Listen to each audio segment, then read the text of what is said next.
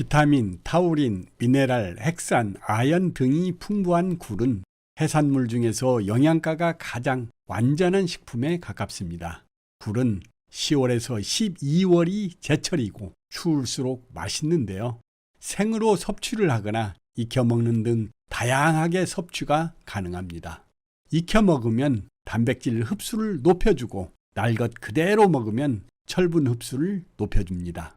특히 생으로 섭취할 때 레몬과 함께 먹으면 부패가 덜 되고 식중독을 일으키는 세균의 번식을 억제하며 비린내를 잡아주고 철분의 흡수율도 향상시켜줍니다. 굴은 면역력을 높여주는 아연이 고등어보다 32배나 더 많이 함유되어 있고 각종 혈관계 질환 예방 효과가 있는 타우린은 오징어보다 약 3배 이상 많이 함유되어 있습니다. 겨울 제철 바다의 보약 굴의 효능과 부작용에 대해서 자세히 알아보겠습니다. 먼저 굴의 효능에 대해 알아보겠습니다. 첫 번째, 간 건강, 피로 회복. 굴의 풍부한 타우린, 핵산 성분이 간의 해독작용을 도와주며 간 기능을 정상적으로 회복시켜주는 효과가 있습니다. 특히 다량 함유된 타우린 성분은 간세포 재생, 해독작용을 도와주는데요. 피로 회복과 알코올을 해독시켜 숙취 해소에도 도움이 됩니다. 두 번째, 면역력 증진. 굴에는 면역력 증진에 도움이 되는 각종 필수 아미노산이 있습니다. 주목해야 할 성분은 핵산인데요. 핵산은 이상세포 및 손상된 세포를 정상세포로 교체해주며 면역세포 NK세포의 활성도를 높인다는 연구 결과가 있습니다. 세 번째, 피부 미용. 굴에는 비타민, 무기질 성분이 풍부하게 함유되어 있으며 멜라닌을 분해해주는 효과가 있어 꾸준하게 섭취하면 멜라닌 색소를 분해하여 여드름이나 기미 등으로 얼룩덜룩해진 피부의 컨디션을 회복해줍니다.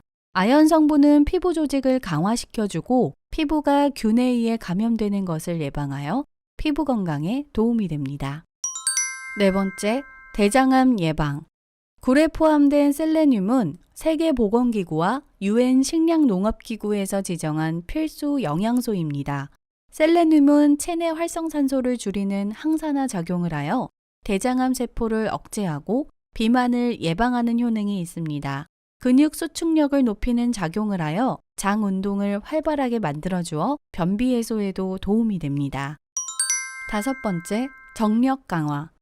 유명한 카사노바도 즐겨 먹었다는 굴은 남성의 자양강장에도 뛰어난 효능이 있다고 알려져 있는데요.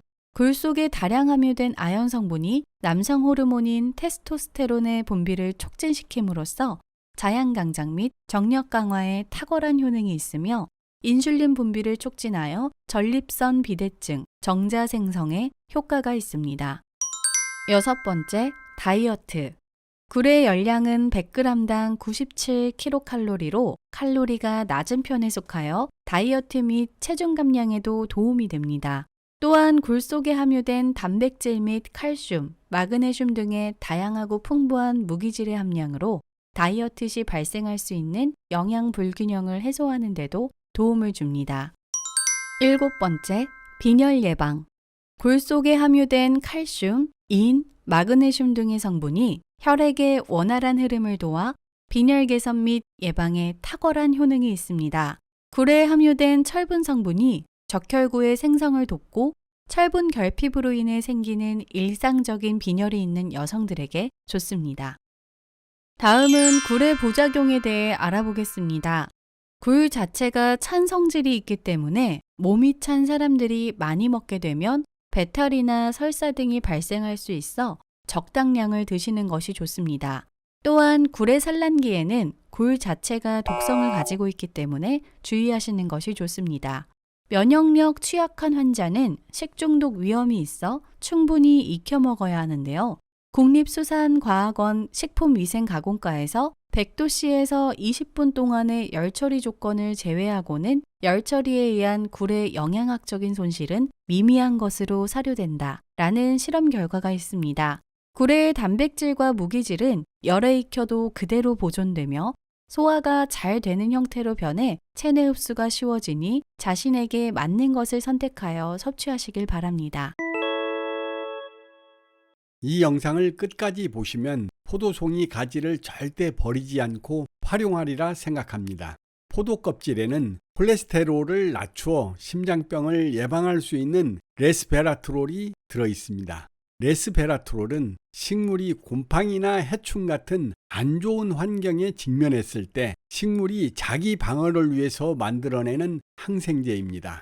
수많은 연구 결과에 따르면 항암, 항염, 항노화의 기능이 있음이 입증되었고 사람의 혈관에 낀 노폐물을 씻어내 피를 맑게 하여 LDL 수치와 혈압을 낮추는 효과가 있고 혈관 확장제 기능을 해 협심증과 뇌졸중 등 심뇌혈관 질환 발생 가능성을 줄여주어 수명 연장 효과가 있는 것으로 오늘날 유명합니다.